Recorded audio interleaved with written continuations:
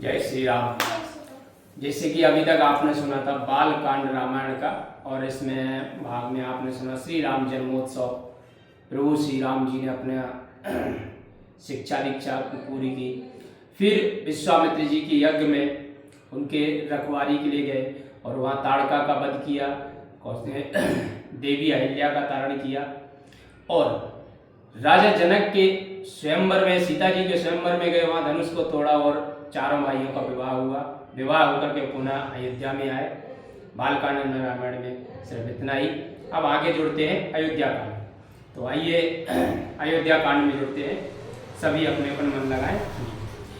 यशास्यांके चा विभाति भूधर स्वता देवापगा मस्तके बाले बाले विदुर्गले चागरलम यशोरसी व्यालराट सोयं भूति विभूषण सुरवरा सर्वाधिप सर्वदा सर्वा सर्वगता शिवा शशि निभा श्री शंकर पातु मां प्रसन्नतां यानागताभिषेकतस्तान्ना मम लेवन्वास दुःखता मुखाम्बुज श्री रघुनंदनस्य ते सदास्ति सा मंजुल मंगल प्रदा नीलांबुज श्यामल कौमलांगम सीता समारोपित भाम भागम पाणो महासायक चारु चापम नमामि रामम रघुवंशनाथम।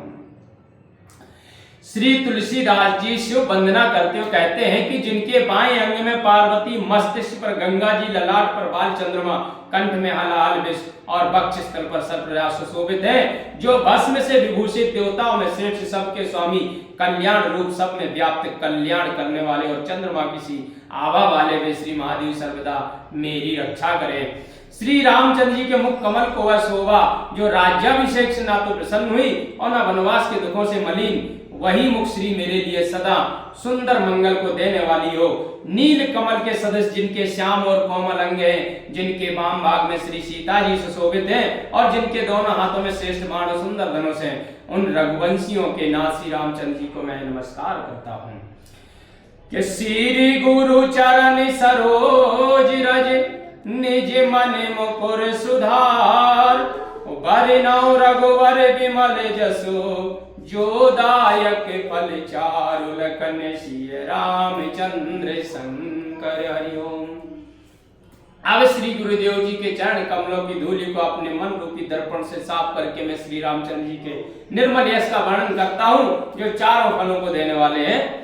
कि जब ते राम ब्याहे घर आए, ते नव मंगल मोद बधाए, भुवन चार दस भूधर भारी, सुकृत मेघ बरसै सुख बारी। जब से श्री रामचंद्र जी विवाह करके घर आए, तब से अयोध्या में प्रतिदिन नए मंगल और उत्सव होते हैं।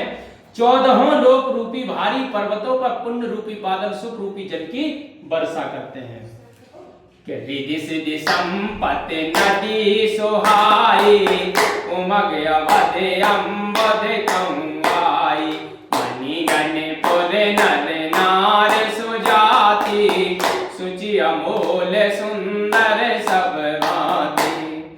इस वर्षा द्वारा रिद्धि सिद्धि और संपत्ति रूपी नदियां बढ़कर अयोध्या रूपी समुद्र में मिलने के लिए आई हैं। नगर के स्त्री पुरुष सब प्रकार के सुंदर पवित्र रत्नों के समूह है। कि कहे न जाए कछु नगर विभूति, जन इतना बेरंचे कर दूती, सब विद सब पुर लोग सुखारी, और रामचंद्र मुख चंदो निहारी। उस अयोध्या नगर का ऐश्वर्य कुछ कहा नहीं जाता, माना ब्रह्मा जी की करतूती इतनी ही है। नगर के सब लोग श्री रामचंद्र जी का मुख चंद्र देखकर सब इस प्रकार से सुखी होते हैं कि मुदित मातो सब सखी सहेली, फलित बिलो के मनोरथ बेली, राम रूप गुणशील स्वभाव, प्रमुदित हो ये देख सुने भाव। सब माताएं अपनी सहेलियों सहित इस मनोरथ बेल को फलती देखकर प्रसन्न है। श्री रामचंद्र जी के रूप गुण देख वशिष्ठ जी सहित जयद्रथ जी अत्यंत प्रसन्न होते हैं। कि सबके ओर अभिलाष यस कहाए मनाए महे,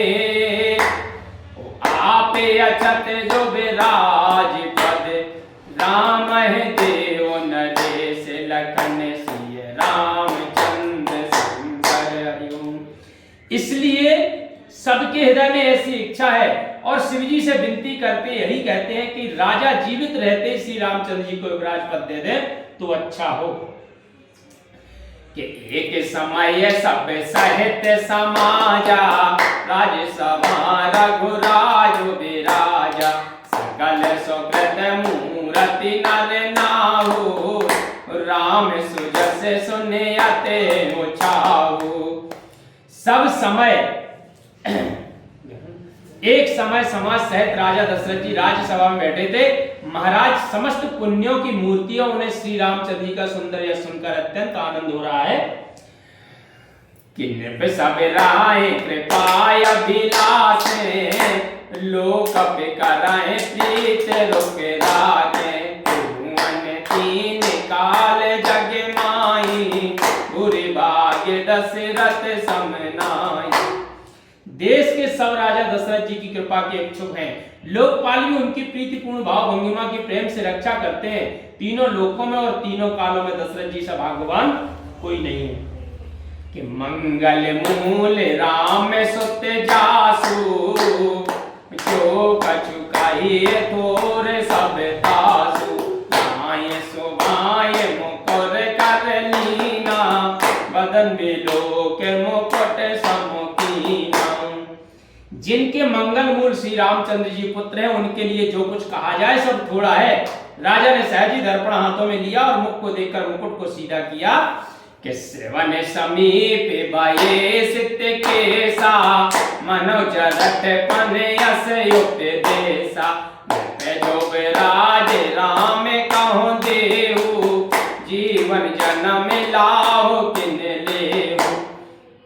तब उन्होंने देखा कि कानों के पास बाल सफेद हो गए, मानो बुढ़ापा ऐसा उपदेश दे रहा है कि राजन श्री रामचंद्र जी को युवराज पद देकर अपने जीवन का लाभ क्यों नहीं लेते हैं।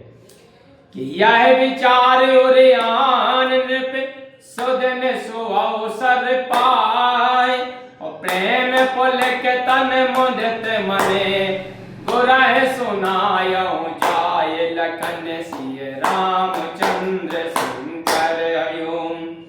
ऐसा विचार कर हृदय में लाकर राजा ने शुभ दिन और अच्छा अवसर पाकर प्रेम से पुलकित शरीर हो प्रसन्न मन से जाकर गुरु वशिष्ठ जी को सुनाया।